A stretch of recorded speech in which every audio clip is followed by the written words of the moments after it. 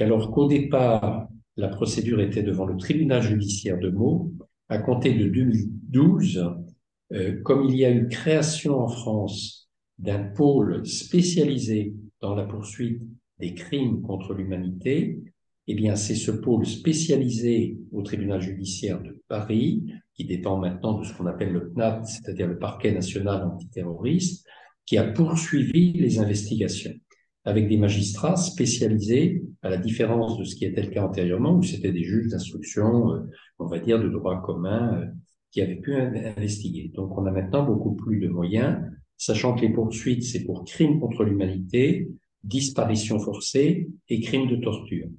On parle de 300 personnes qui ont été en plus odieusement trompées à leur retour au beach de Brazzaville parce qu'on leur avait garanti la sécurité et qui ont été massacrés. C'est un massacre.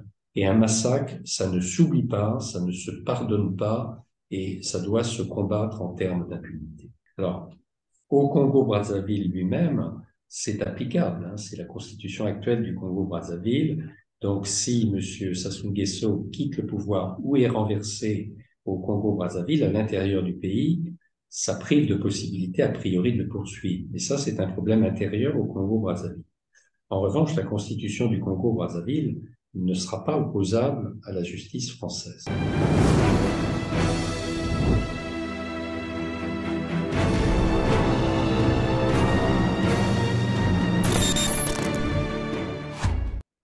Mesdames, Messieurs, bonjour. Ravi de vous retrouver sur Télar TV. Après le coup d'État de juin 1997 qui a ramené Denis Sassou Nguesso au pouvoir, une opération militaire de grande envergure, dite de nettoyage, sera lancée en décembre 1998 dans la partie sud de Brazzaville, notamment dans le département du Poul par le nouvel homme fort qui venait de prendre le pouvoir par les armes. Pour fuir ces exactions, ces violences, cette opération en réalité d'extermination, certaines populations du Poul vont traverser de l'autre côté du fleuve, notamment en RDC, le Congo démocratique, où ils trouveront refuge. Rassurés par Denis Sassou Nguesso qu'il pouvait rentrer en toute sécurité au Congo-Brazzaville, des centaines de jeunes Congolais qui y avaient cru seront malheureusement pillés à leur arrivée au beach. Les plus valides seront froidement exécutés, d'autres portés disparus. C'est l'affaire des disparus du beach. Après 20 ans, nous revenons sur cette affaire pour comprendre à quel niveau se trouve aujourd'hui le procès est relatif, relancé à Paris après celui de Brazzaville, qui s'était soldé, comme vous le savez, par la condamnation de l'État congolais sans les coupables.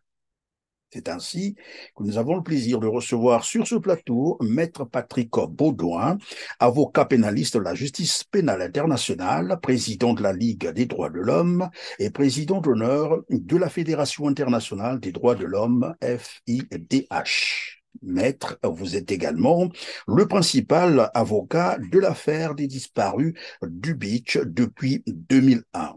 C'est à ce titre que je souhaiterais vous interviewer aujourd'hui et merci d'avoir accepté notre invitation.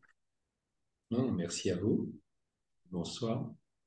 Je vous en prie. Avant de commencer cette interview, maître, permettez-moi d'inviter nos téléspectateurs à cliquer sur le pouce levé en dessous de cette vidéo, de partager au maximum cette émission pour mieux vulgariser l'information et de laisser un petit commentaire à la fin de cette émission.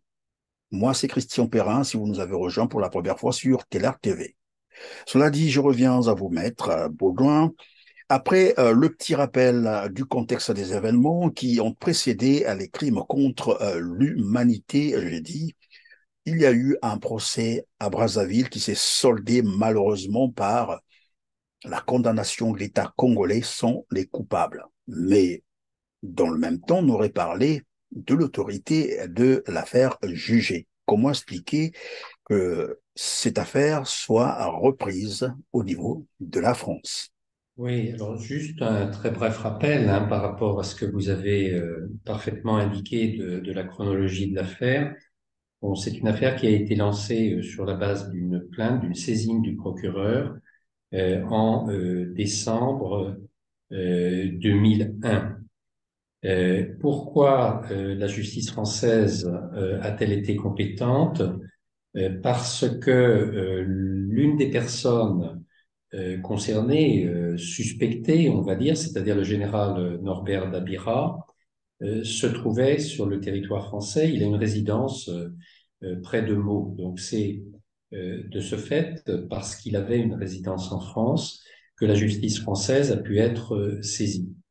Début 2002, il y a donc eu l'ouverture d'une information, le parquet a suivi, a ouvert une information, et la Ligue des droits de l'homme, la Fédération internationale des droits de l'homme et deux rescapés miraculés de ce massacre du bus de Brazzaville se sont associés pour se constituer partie civile. Donc il y a eu une instruction ouverte d'abord devant le tribunal judiciaire de Meaux. Dans le cadre de cette information, le général Dabira a été entendu, donc l'affaire a évolué à son égard. Il y a eu aussi un épisode, je vais passer rapidement, vous l'avez évoqué, avec la présence en France de M. Ndengue, qui a pu être interpellé puisqu'il se trouvait sur le territoire français. Il a même été placé, mais très brièvement, en détention et sur pression politique extrême, il a été libéré dans les 24 heures qui ont suivi. Nous étions en avril 2004.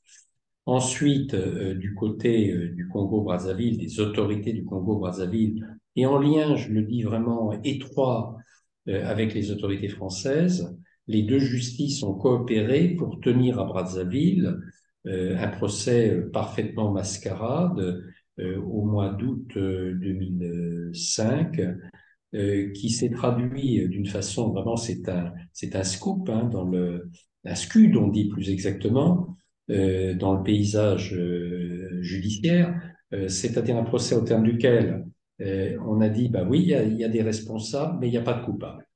Donc l'État congolais a été reconnu Alors, pendant que vous en responsable, parlez, mais maître, sans coupable. pardonnez-moi, Je vous maître, en lorsque vous prie, en parlez, je vous en prie. comment interpréter cela juridiquement, un procès qui condamne un État sans les coupables? C'est une ovni, plus exactement.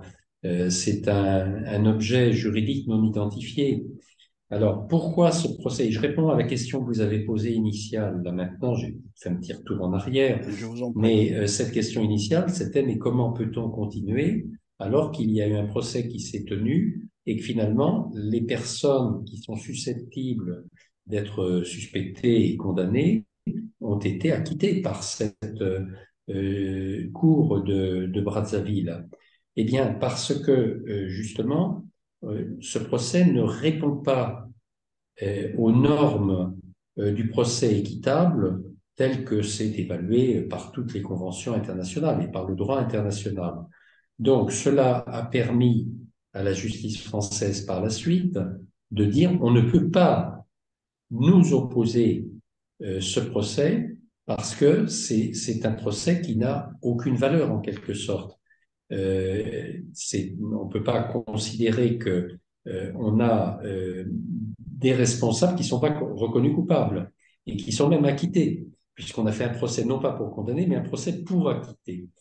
Donc voilà pourquoi la justice française a pu poursuivre, car après le procès de Brazzaville, évidemment, les avocats, on va dire de l'État congolais, hein, qui représentent M. Dabira ou d'autres qui ont pu, au fil du temps, être cités soit comme témoins assistés, soit comme mis en examen, les avocats ont opposé ce procès en disant non bis in idem, vous ne pouvez pas poursuivre.